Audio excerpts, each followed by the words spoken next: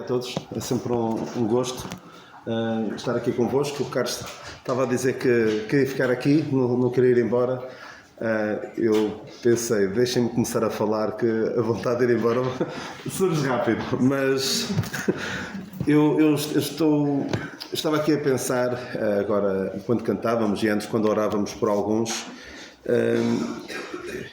eu fiquei um pouco emocionado porque lembro-me ainda comentava com alguns, lembro-me há 20 anos vir aqui a Retiros, quando era mais jovem, e até comentava com eles que vinhamos, só do Norte vínhamos 40. E infelizmente muitos desses ficaram prostrados no deserto. Por isso as odds, ou seja, as probabilidades não estão a vosso favor. É preciso lutar muito. É preciso realmente ter convicções bem alicerçadas na palavra de Deus, para não fazerem parte dessa estatística terrível dos que ficam prostrados no deserto. E eu hoje vamos falar de línguas, mas estejam descansados. Não vamos falar do dom de línguas, que alguns apregoam, mas vamos falar de uma língua que é bem perigosa. E vamos ler sobre ela daqui a pouco em Neemias 13. Uma língua que não é bem uma língua, mas é uma mistura de línguas. É só meio.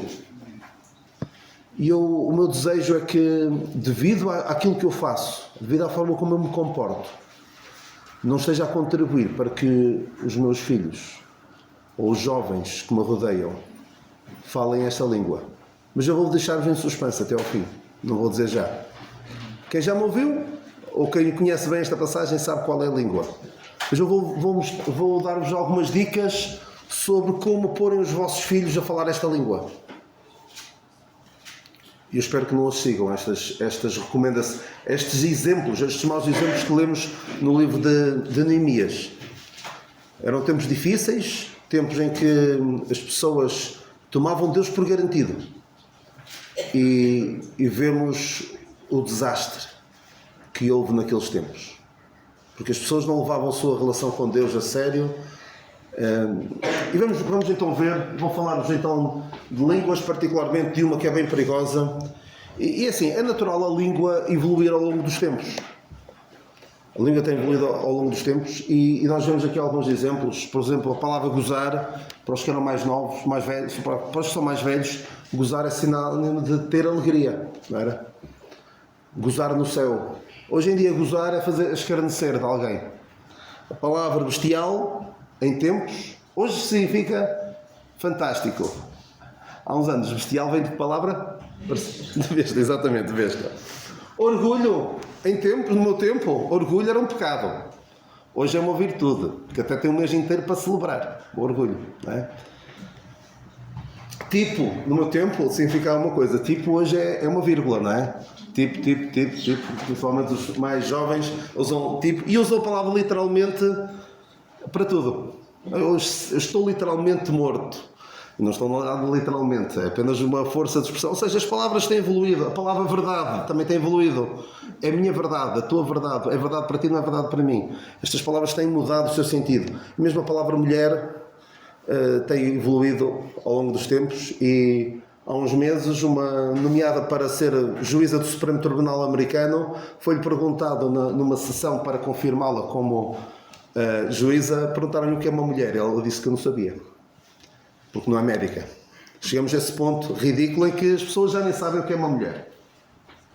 E há palavras que eles usam. Vão ver em alguns dos inários, nos inários tem palavras que eu nem sei o que é que elas significam. Canto, assim, a minha sugestão é, à primeira vez cantem, mas à segunda vão ao dicionário ver o que é que significam. Palavras como mancomunam. Aparece no Salmo 2, inefável, inescrutáveis, ignomínia, excruciante. São palavras que queiram em desuso, não estão no vocabulário da malta jovem. Mas já há agora uma linguagem que o pessoal usa, não é? Por exemplo, cringe, Às vezes quando eu dou um abraço ao Lucas, ele diz, isso é cringe. Eu acho que cringe significa querido, não é? Deve ser. Mas não é. Significa outra coisa. Stan, spoiler, alguns conhecem-se. Mid, body count, não vou explicar o que é.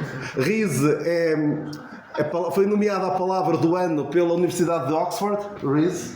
O Lucas diz que eu tenho riso negativo, por isso deve ser uma coisa má.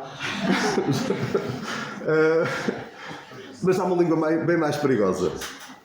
E é esta língua que eu não quero que os meus filhos falem, por causa do mau exemplo que vem em mim. Vamos então ver Neemias 13, vamos ver o que é que aconteceu no tempo de Neemias. Eu só vou citar rapidamente o que é que aconteceu. Neemias 13, podem ir a... Eu sei que vocês nos últimos tempos, já em algumas quartas-feiras, têm estado a ver os livros históricos, e este é um dos livros históricos. Neemias 13. Então o que é que aconteceu em Neemias 13? Neemias era copeiro do rei Artaxerxes, ouviu falar que a cidade de Jerusalém tinha sido destruída, o muro tinha sido deitado abaixo, e ele acabou por ser enviado para reconstruir a cidade, reconstruiu o muro, restabeleceu o culto ao Senhor e foi governador durante 12 anos. E nessa altura o povo renovou o pacto com o Senhor. Vamos ler isso rapidamente em Neemias 10, 28 a 31. Porque assim, a nação de Israel, a nação de Judá tinha sido exilada para a Babilónia, por alguma coisa foi porque se tinham abandonado os caminhos do Senhor. E Neemias veio, estabeleceu o culto ao Senhor, e o povo daquele tempo voltou a dedicar-se ao Senhor, renovou o pacto com o Senhor. E vamos ler só... Tem aqui uma lista, no início do capítulo 10, tem uma lista dos nomes das pessoas que assinaram, por assim dizer, este pacto. E diz assim, versículo 29, estas pessoas firmemente aderiram a seus irmãos, os mais novos dentre eles, e convieram no anátema, ou numa maldição, e no juramento de que andariam na lei de Deus, que foi dada pelo ministério de Moisés, servo de Deus, e de que guardariam e cumpririam todos os mandamentos do Senhor, nosso Senhor, e os seus juízos e os seus estatutos, e que não daríamos as nossas filhas aos povos da terra, nem tomaríamos as filhas deles para os nossos filhos, e que trazendo os povos da terra no dia de sábado algumas fazendas e qualquer grão para venderem, nada tomaríamos deles no sábado, nem no dia santificado, e livre deixaríamos o ano sétimo e toda e qualquer cobrança. Basicamente eles dizem, nós vamos andar segundo a lei de Deus, nós não vamos casar com os outros povos e vamos guardar o sábado. Estas três características que diferenciavam a nação de Judá de todas as outras. Era a única que guardava o sábado. Faziam questão de dizer não casem com outros povos e guardar a lei de Deus. Neemias ausentou-se, penso eu, pelo espaço de um ano. Obteve uma licença, lemos disso em Neemias 13:6, que tudo isto, 13:6, durante tudo isto não estava eu em Jerusalém, porque no ano 32 de Artaxerxes, rei de Babilónia, vim ter com o rei, mas ao cabo de alguns dias tornei a alcançar licença do rei. E encontrou um cenário desolador. Foi muito rápido. Em pouco tempo, as coisas estavam irreconhecíveis. Faz-me lembrar aquela expressão que Paulo diz: maravilho-me ou espanto-me de que tão depressa passasses do Evangelho de Cristo para outro Evangelho. Daquele que nos chamou a graça de Cristo para outro Evangelho. Foi depressa. Faz-me lembrar também a nação de Israel. Aqui nesta passagem, 19:8, lemos: tudo o que o Senhor disse para fazer, nós faremos. 40 dias depois, estavam a fazer o quê? A adorar o bezerro de ouro. 40 dias. Foi menos tempo ainda. Degenerar é muito fácil. Basta deixarmos de estar alerta durante algum tempo. Basta baixar a guarda. E as coisas acontecem num instante. Porque a sociedade tem evoluído a um ritmo assustador. E se nós fechamos os olhos por um bocadinho, negligenciamos o nosso posto de vigia por algum tempo, as coisas podem degenerar e muito. Cada um tem este firme propósito de dizer not on my watch. Não enquanto eu estiver de vigia. Naquilo que depender de mim, não passarão. Digam como o Gandalf, em frente àqueles que conhecem o Senhor dos Anéis, you shall not pass, não é? Não passarás. Não vais só por cima do meu cadáver, como alguns dizem, não é? Não passarás. Então, a primeira coisa que nós vemos, vamos ler a Neemias 13, 1 até ao versículo 9, e diz assim: Neemias 13, versículo 1 a 9. Naqueles dias, leu-se no livro de Moisés aos ouvidos do povo e achou-se escrito nele que os amonitas e os moabitas não entrassem jamais na congregação de Deus, porquanto não tinham saído ao encontro dos filhos de Israel com pão e água, antes assalariaram contra eles a Balaão, para os amaldiçoar, ainda que o nosso Deus converteu a maldição em bênção. Sucedeu que, pois, que ouvindo eles esta lei, apartaram de Israel toda a mistura. Isto tinha sido antes, ok? Isto aconteceu nesta altura, sim.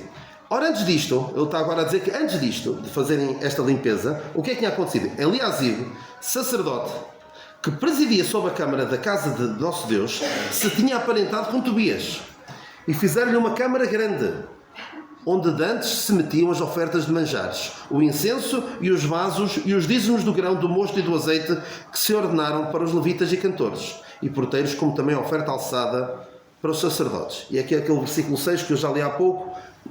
Neemias disse: eu não estava lá quando isto aconteceu. Versículo 7.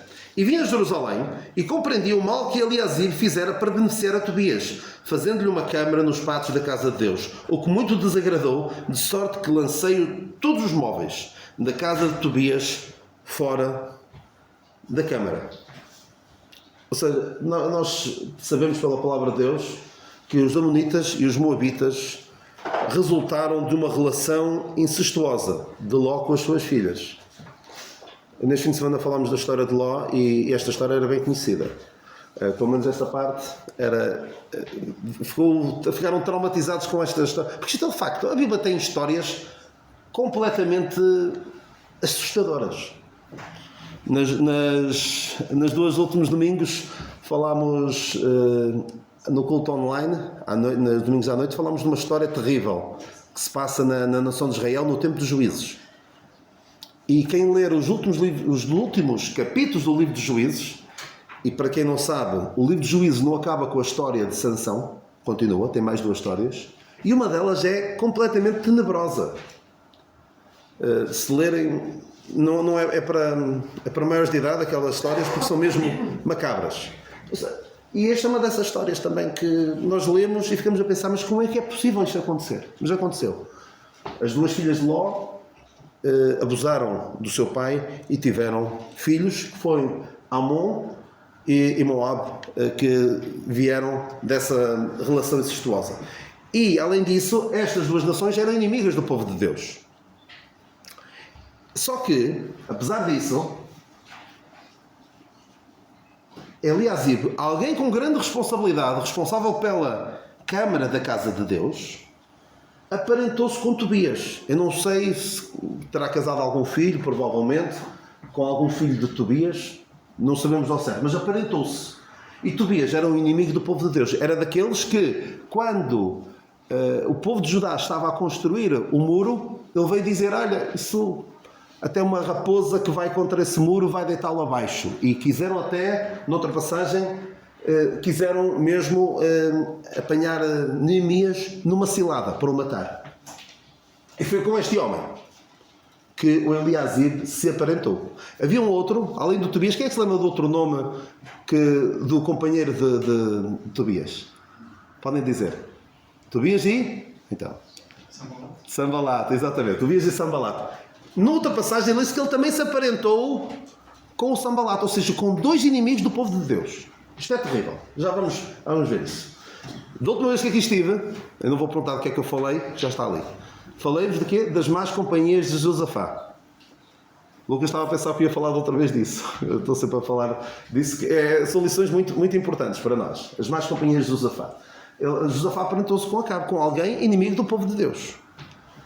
Podemos dizer que, não sei se eles tinham este ditado, mas de Amon, nem bom vento, nem bom casamento. E de facto, não é verdade. Sabe o que é que ele fez? Ele arranjou espaço no templo para Tobias. E diz aqui que nem deviam entrar. Quanto mais ter um espaço para ele, para Tobias. Isto foi em pouco tempo. Pouco tempo. Imaginem o que era o Carlos, o Zé, o Nando, ausentarem-se por um ano. E quando chegassem cá estava completamente irreconhecível. Com símbolos satânicos, uma pastora lésbica a celebrar os cultos. Há supostas igrejas assim. Em pouco tempo. Então o que é que Neemias fez? Neemias chegou e partiu a louça toda. Não partiu a louça toda, mas os móveis sim. Lançou fora todos os móveis de Tobias. Tinha de ser. Porque aquilo estava a manchar o templo de Deus. Era um sacrilégio ao templo. E agora a lição que nós podemos tirar deste abuso é: Eliasibe, um homem de grande responsabilidade, valorizou os descrentes mais do que os crentes. Chegando, aparentou-se e encontrou espaço, arranjou espaço na casa de Deus para eles. E serviu de tropeço a alguém de grande responsabilidade. E eu quero dizer uma coisa antes de continuar. Eu estou aqui a falar, eu não quero falar com uma posição de superioridade em relação a vocês. Eu quero falar isto para nosso aviso. Porque possivelmente alguns podem ter caído nestes erros.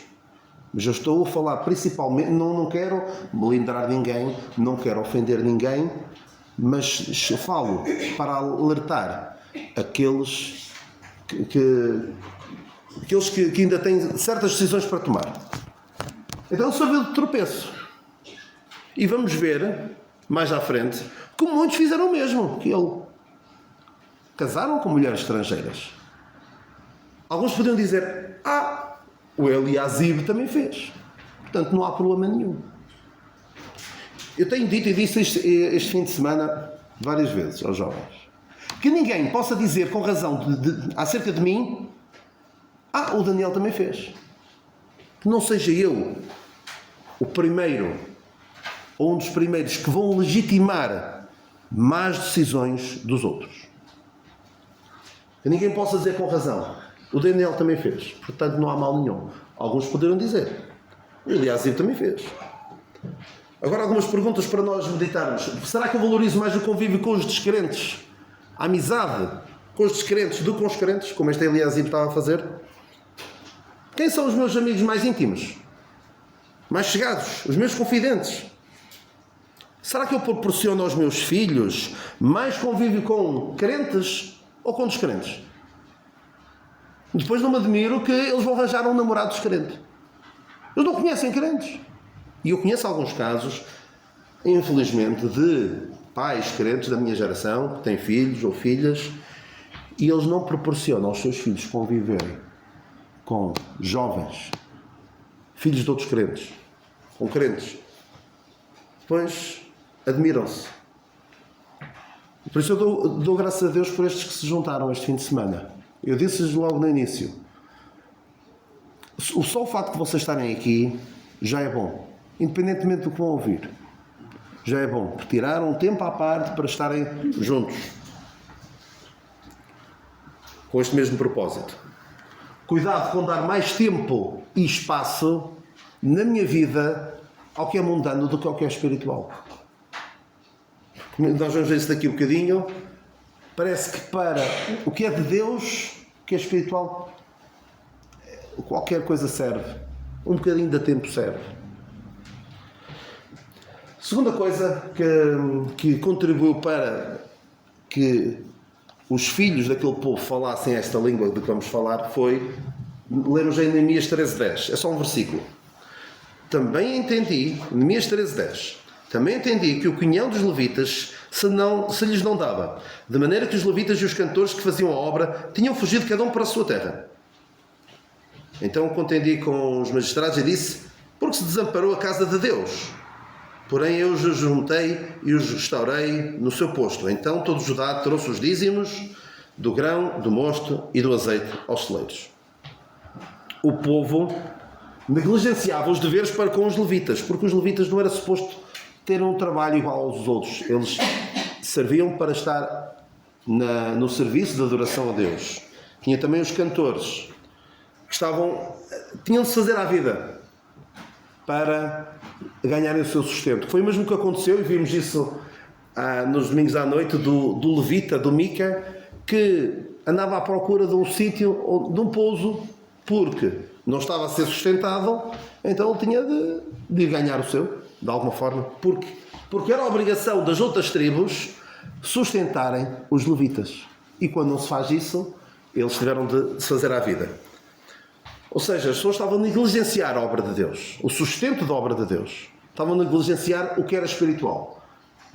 Será que eu estou a valorizar mais o espiritual ou o material?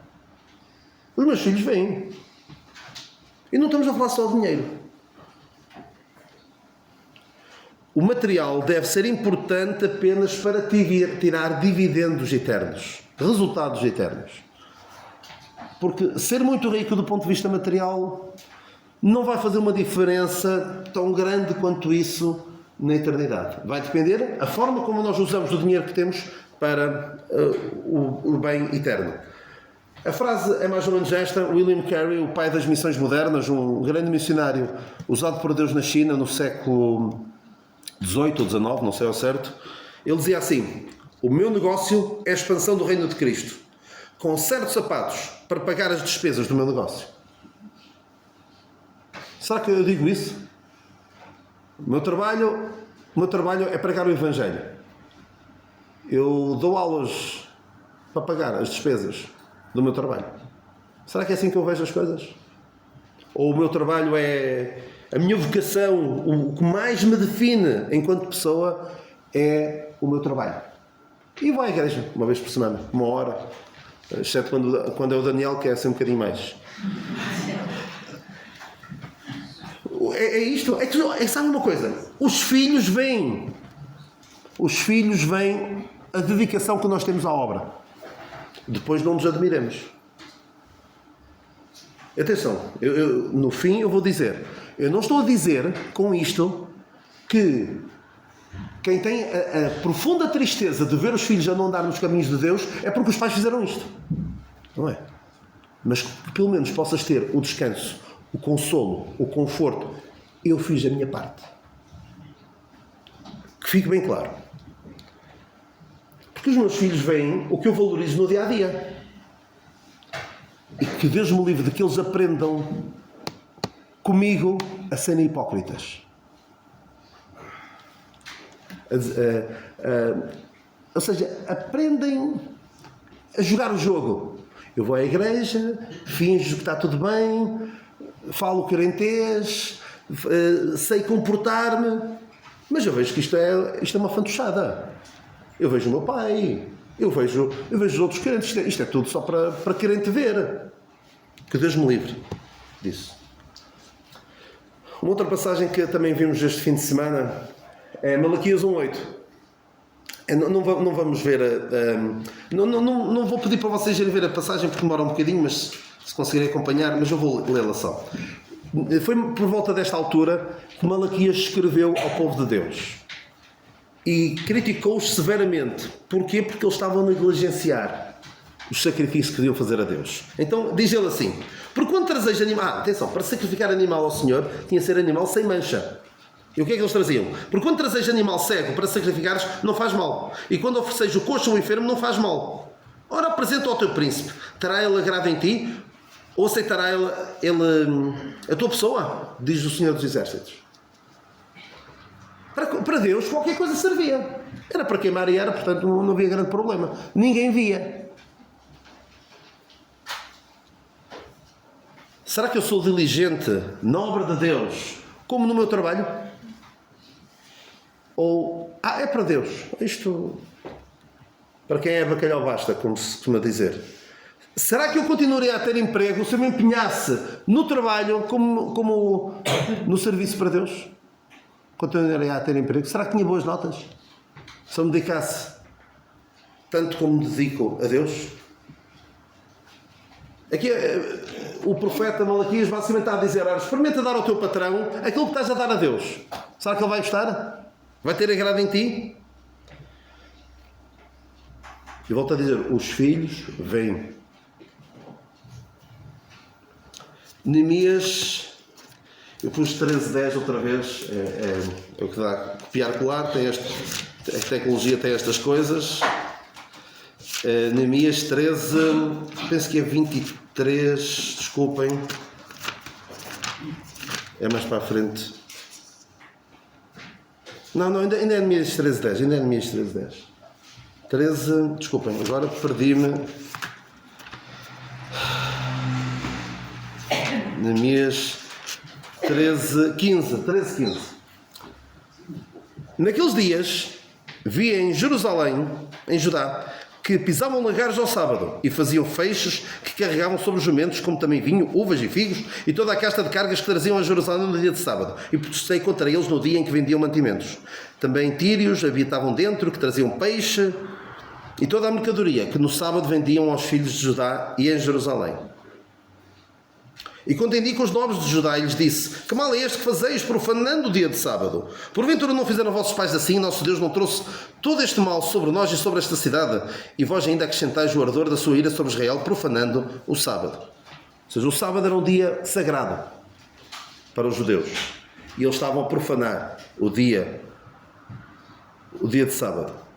E ele até diz: vocês já viram as consequências no passado. Infelizmente, muitos veem os erros que outros cometeram no passado e não aprendem. Parecem que querem, eles também, cometer esses erros. Querem também bater com a cabeça na parede. Eles estavam a desobedecer a mandamentos claros de Deus, que eles sabiam bem, algo que os distinguia das restantes nações, que era a guarda do sábado, e sobre o qual se tinham comprometido. Naquela passagem que eu li no início, eles disseram: nós não vamos deixar que isto aconteça ao sábado, vamos guardar o sábado. Cuidado, quando os meus filhos veem uma coisa, digo uma coisa na igreja e eu faço outra em casa. O que deve acontecer em casa deve respirar-se a Bíblia. Esta passagem que não temos tempo para ler, Deus está a dizer: fala da Bíblia em casa, andando, sentando-te, em toda a hora. Que se respire Bíblia em tua casa. Esta outra, em Êxodo 12, aquela passagem que eles estão a preparar a Páscoa e a pôr sangue nas ombreiras das portas. E Deus diz: quando os teus filhos perguntarem que culto é este vosso, que vós fazeis, pintar com sangue as ombreiras, vocês vão dizer o quê? Cala-te e continua a pintar. Hein? O meu filho pergunta: porquê isso? Pinta, que é o que eu te mando fazer. Não, explica porquê. Nós estamos a fazer isto e por aquilo, porque o Senhor nos livrou do Egito e disse para nós fazermos este culto, para nos lembrarmos sempre. Devemos explicar aos nossos filhos o que fazemos, o que devemos fazer e porquê. Além disso, apesar de nós não defendermos a guarda do sábado, nem dizermos que o domingo é o novo sábado, devemos tirar tempo, como hoje, para nos juntarmos com o povo de Deus, a igreja, e para louvarmos o nome do Senhor, para nos lembrarmos daquilo que Ele fez por nós.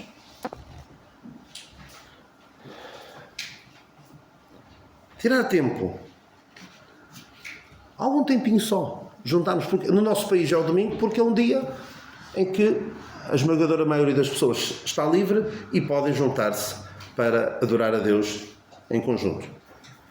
E devo ter cuidado de que os planos que eu faço sejam feitos em função de, ao domingo de manhã, não posso.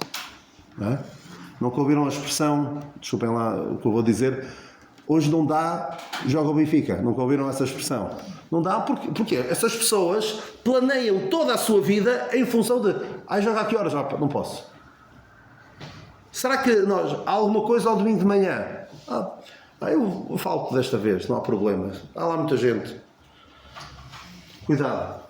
Eu sei de pessoas que, devido a atividades em que se envolvem, a dada altura, aos domingos de manhã, é para aquilo.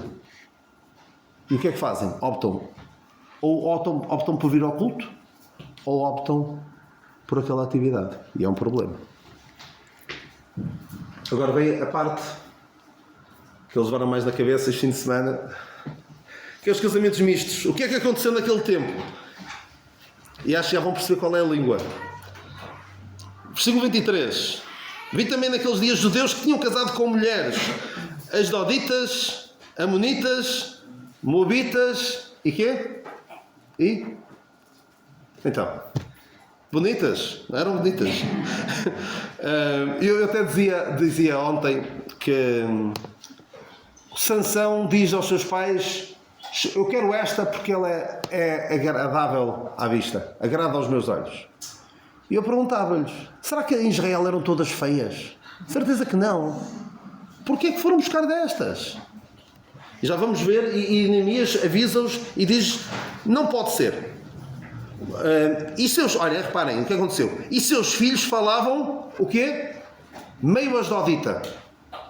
E não podiam falar judaico, senão segundo a língua de cada povo. E contendi com eles e amaldiçoei e espanquei alguns deles. E lhes arranquei cabelos. E os fiz jurar por Deus, dizendo: não dareis mais vossas filhas a seus filhos, nem tomareis mais suas filhas, nem para vossos filhos, nem para vós mesmos. Porventura não pecou nisto Salomão, rei de Israel, não havendo entre muitas gentes rei semelhante a ele, e sendo amado do seu Deus, e pondo Deus sobre todo Israel, e contudo as mulheres estranhas o fizeram pecar. E dar-vos-íamos nós ouvidos para fazer-vos todo este mal, prevaricando contra o nosso Deus, casando com mulheres estranhas? Também um dos filhos de Joiada, filho de Eliasibe, o sumo sacerdote, era genro de Sanbalat, o aronita, aquilo que eu afugentei de mim. Ou seja, o tal Eliasibe aparentou-se com Tobias e com Sanbalat.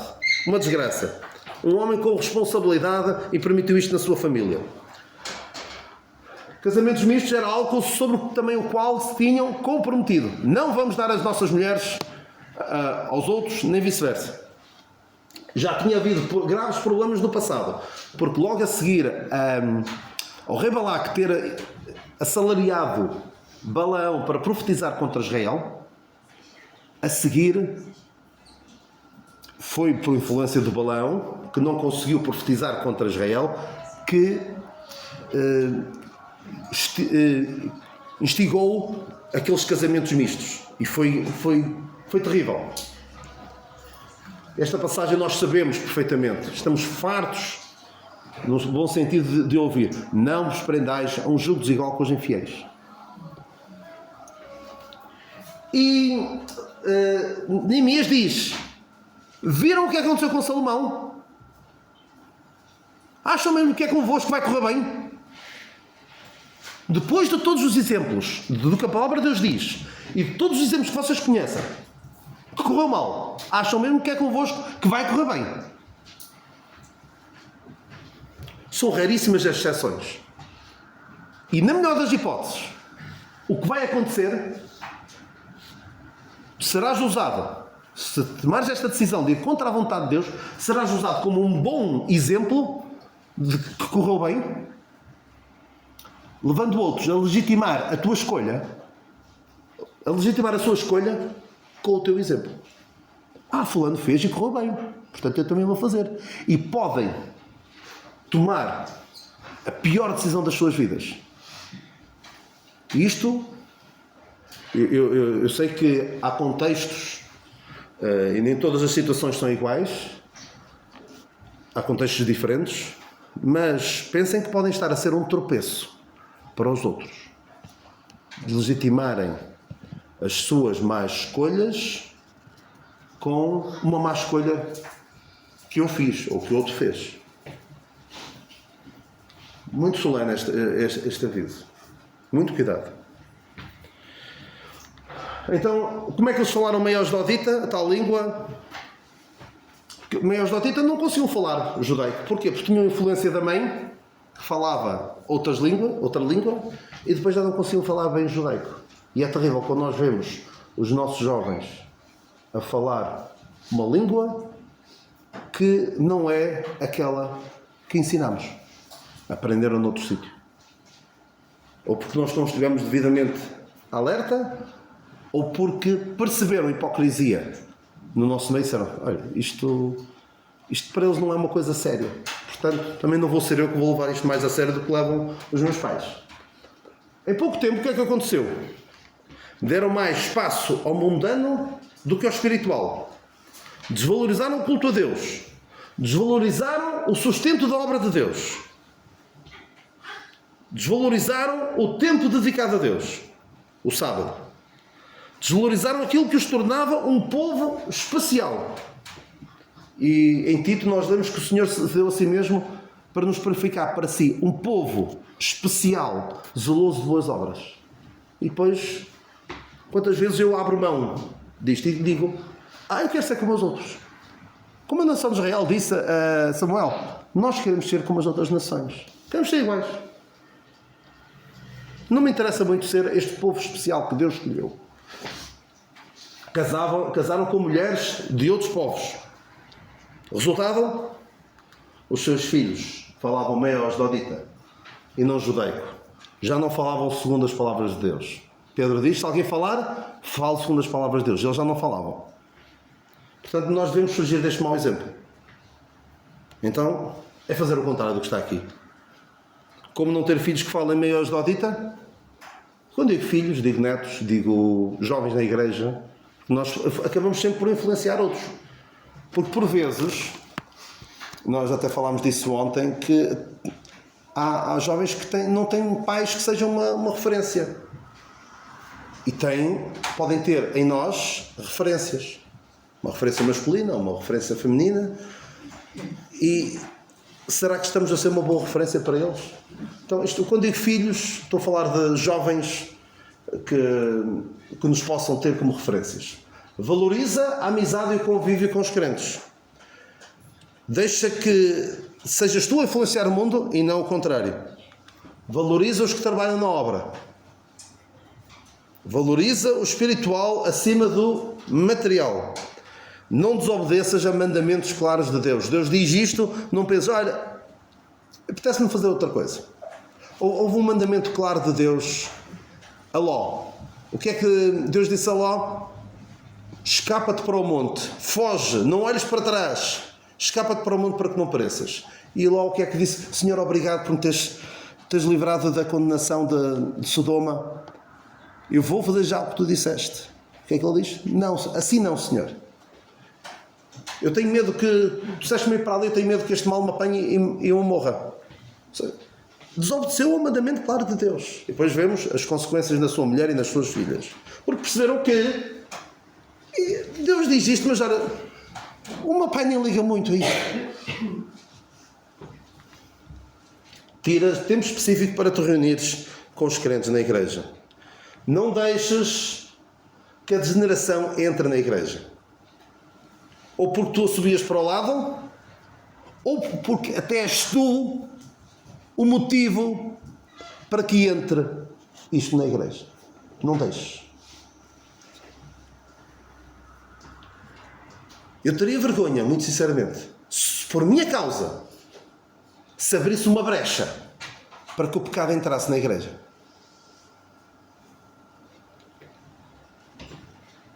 Proporciona aos teus filhos convívio saudável com os crentes. Deixa que se respire a Bíblia em tua casa. Andando, sentando, fala aos teus filhos, intima estas palavras aos seus corações. Mas acima de tudo, e para termos alguma paz de espírito, a decisão é pessoal. A decisão é de cada um. Mas pelo menos que possas ter este consolo. Olha, eu fiz tudo o que pude para que os meus filhos conhecessem a palavra de Deus. E eu admiti perante eles as minhas falhas. Eu sei que falho, todos nós somos falíveis. Eu te costumo dizer, olha, os meus filhos já viram em mim o suficiente para pensarem, olha, eu não quero nada com Deus. Tudo o que vier acima disso é a graça de Deus. E a obra do Espírito Santo nos seus corações. É isto que eu tenho para vos dizer, que Deus nos livre desta angústia. Que eu sei que alguns de vocês passam por ela. E eu não desejo passar por esta angústia. De derramar o meu coração perante Deus por causa do meu filho. que eu fiz tudo por ele. Procurei que ele conhecesse as Escrituras desde a sua meninice para o tornar sábio para a salvação. Mas será muito mais angustiante se eu tiver consciência. Eu falhei redondamente. Eu falhei nestas áreas todas. Eu não valorizei o que é espiritual. Eu fui contra mandamentos claros de Deus. E agora estou a colher os frutos daquilo que semeei. Não permitamos, não hajamos de forma a que os nossos filhos falem esta língua perversa. Esta língua que nem é bem uma língua, é meio agitada, muito perigosa. Que Deus nos livre e que Deus nos guarde.